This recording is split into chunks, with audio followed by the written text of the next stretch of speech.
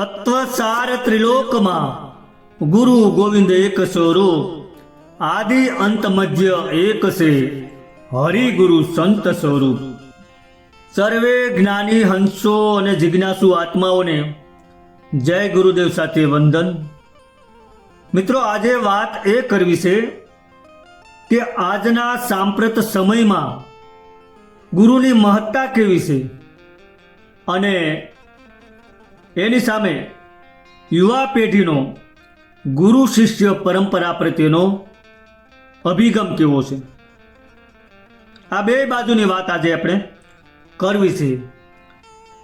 કારણ કે એક બાજુ એવા લોકો છે કે જે ગુરુના પગ પૂજે છે, ગુરુના અંગૂઠા ધોઈ અને શરણામૃત લે છે, તો બીજી બાજુ આ પરંપરા વિશે અગર તો ગુરુ પ્રત્યે અણગમો વ્યક્ત કરે છે. તો આનું કારણ શું છે એની આજે આપણે થોડીક વાત કરવી છે. આમ તો દુનિયાના દરેક ધર્મશાસ્ત્રોમાં ગુરુઓના મહિમા વિશે ઘણી બધી વાતો કહેવામાં આવેલી છે. એટલું જ નહીં, પણ જુદા જુદા સંતો પણ પોતપોતાના ગુરુઓને અતિશય માન આપે છે અને પોતાની વાતમાં, પોતાના સત્સંગમાં, પોતાના ભાષણમાં સહેજે સહેજે પણ ગુરુ કૃપા, મારા ગુરુની કૃપા એ શબ્દને જ હંમેશા આગળ રાખે છે. આ બધું જોઈને તથા સાંભળીને હાલના અંગ્રેજી ભણેલા યુવાનોને, અગર તો નવી જનરેશનને ક્યારેક હસવું પણ આવે છે અને ગુરુ મહિમાની બહુ વાતો સાંભળીને ઘણાને ક્યારેક કંટાળો પણ લાગે છે. તો આમ થવાનું કારણ શું? જો ગુરુનું આટલું બધું મહત્વ છે તો યુવા પેઢી કેમ અણગમો રાખે છે? આપણે બધા જોઈએ છીએ કે જે નવી પેઢી છે એ આમાં બહુ રસ નથી ધરાવતી. તમે જોજો, સત્સંગમાં પણ મોટી ઉંમરના માણસો જ બેઠા હોય છે. તો આનું કારણ એ છે કે આપણને જેવા જોઈએ તેવા પવિત્ર આચરણવાળા, અનુભવ સિદ્ધ જ્ઞાનવાળા અને પ્રભુ સાથે જોડાઈ ગયેલા ગુરુઓ બહુ ઓછા મળે છે. અને તેથી હાસા ગુરુઓ શું શું કરી શકે છે અને ગુરુપદમાં કેવી શક્તિ છે એ વાતોથી આપણે અજાણ છીએ. તેથી ગુરુ મહિમાના હાચા ખ્યાલો આપણને આવી શકતા નથી. કારણ કે એક બાજુ ગુરુઓની નબળાઈઓ દેખાય છે, ગુરુઓની પોલમપોલ દેખાય છે, ગુરુનો ધન લાલસાનો લોભ દેખાય છે, ગુરુએ પાથરેલી ઝાડ દેખાય છે અને ગુરુઓના ત્યાગ વૈરાગને બદલે તેઓના મોજ શોખ દેખાય છે. અને બીજી તરફ ગુરુ મહિમાના ગાન સંભળાય છે, તેમની આરતીઓ થતી જોવાય છે, તેમના અંગૂઠા ધોઈ અને શરણામૃત લેવા જોવાય છે અને તેમને પોતાની મિલકતો પણ આપી દેતા આપણે ક્યારેક જોઈએ છીએ.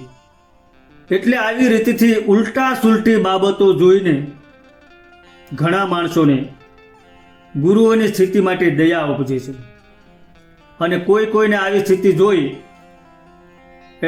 જોઈને શિષ્યોની અગર તો શેલાવાની મૂર્ખાઈ માટે હસવું પણ આવે છે. આ બે બાજુ, એક સિક્કાની બે બાજુ જેવું છે એવું જોવા મળે છે. પણ જો કે આમાં કાંઈ નવીન નથી. આ તો વર્ષોથી ચાલ્યું આવે છે. પણ અત્યારે 21મી સદી આવી, નવી પેઢી કોઈ પણ વાત તર્કથી વિચાર છે અને પ્રમાણ ન મળે તો નહીં સ્વીકારે, એવો અત્યારે સમય છે. ખેર, પણ આ બધું આમનામ પહેલેથી ચાલ્યું આવે છે, હાસાની સાથે ખોટું હોવાનું જ. પણ આપણી મૂળ વાત, જે પોઝિટિવ વાત કરવાની છે એના પર જઈએ તો જેને ભક્તિના પંથે પરમાત્માના રસ્તે આગળ વધવું છે એવા હરિભક્તોને આવી બાબતો સાથે કોઈ કામ નથી હોતું. એ આવી નેગેટિવ બાબતોમાં ધ્યાન પણ નથી આપતા. જેને સતધર્મના માર્ગમાં આગળ વધવું છે અને પોતાની જિંદગી સુધારવાનું કામ કરવું છે, એના માટે તો એ સતધર્મના માર્ગના જે ભોમિયાઓ હોય, મહાત્માઓ હોય, અનુભવી હોય, જ્ઞાની હોય, તેવા ગુરુની જરૂર છે. માટે ગુરુ મહિમા સમજવા માટે હાચા ગુરુ શિષ્યોનું કેટલું બધું હિત કરી શકે છે, તે વાત બહુ ચોખ્ખા રૂપમાં આપણે પારખ દ્રષ્ટિથી જાણી લેવી જોઈએ. અને આ બાબત સમજવા માટે એક મહાત્માની કલમની વાત સમજવા જેવી છે. કલમ એટલે પેન નહીં, પણ જે વનસ્પતિમાં, છોડમાં કે ઝાડમાં કલમ કરવામાં આવે છે એની વાત છે. કારણ કે આજે વિજ્ઞાન ખૂબ આગળ વધી ગયું છે અને ઝાડની કલમ કરીને ઝડપી અથવા સારા ફળ મેળવી શકાય છે. જંગલી આંબાને સુધારવા માટે અને તેમાં ઊંચી જાતના કિંમતી ફળો લાવવા માટે તથા એ ફળો બહુ જલ્દી અને ટૂંકી મુદતમાં આવી શકે તેના માટે જે હોશિયાર માળી હોય એ જંગલી આંબા સાથે આફૂસના આંબાની કલમ બાંધી દેશે.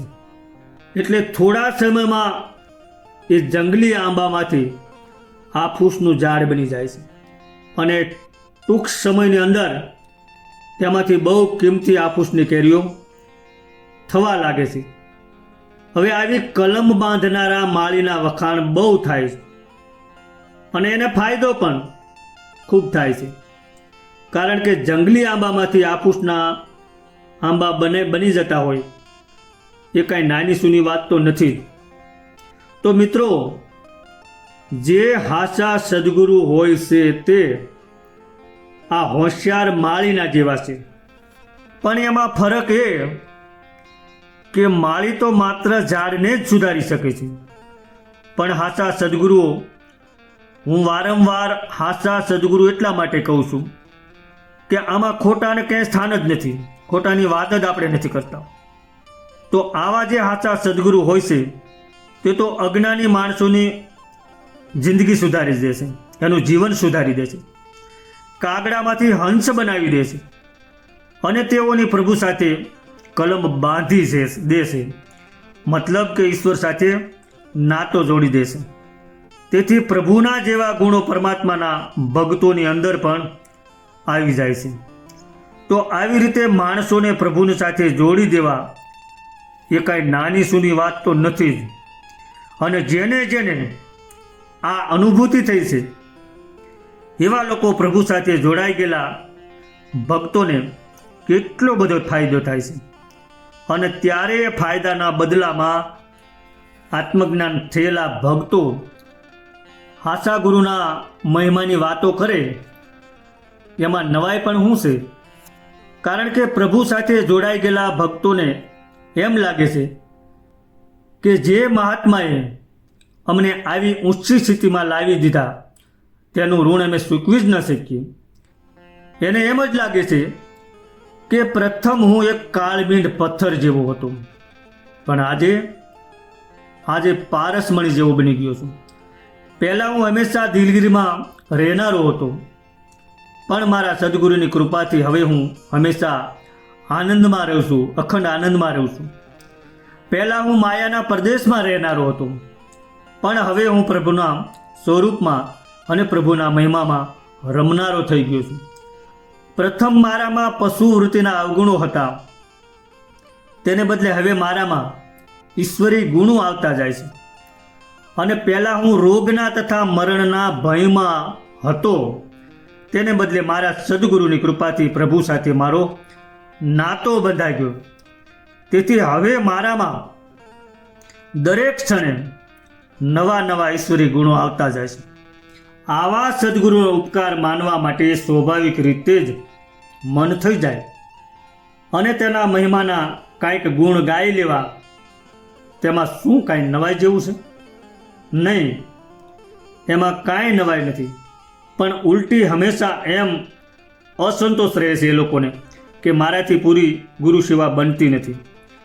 જેને હાચા જ્ઞાનની, સત્ય જ્ઞાનની, આત્મજ્ઞાનની અનુભૂતિ થઈ છે તેવો શિષ્ય આવું વિચારે છે. અને જેને કોઈ આત્મજ્ઞાનની અનુભૂતિ નથી થતી એ શરૂઆતમાં કીધું એમ ખોટો સમય અને ખોટા નાણાં ગુમાવવાનો અફસોસ કરે છે. માટે જો ખરો ગુરુમયમાં સમજવું હોય તો તમારા આત્માને ઓળખાવી અને પ્રભુ સાથે જોડી શકે તેવા ગુરુ મેળવવાની કોશિશ કરજો. પારખ દ્રષ્ટિનો ઉપયોગ કરજો.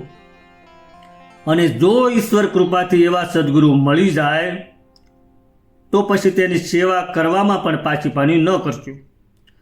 પણ ક્યારેય લોભી, લાલચુ, લેભાગુ, ખોટા ગુરુઓની જાળમાં સપડાઈ ન જાતા.